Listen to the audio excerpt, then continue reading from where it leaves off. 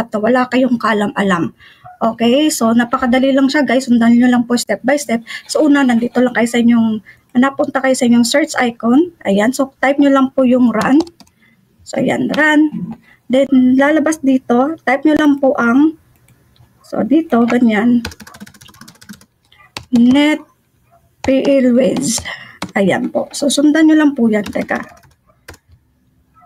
So, ayan.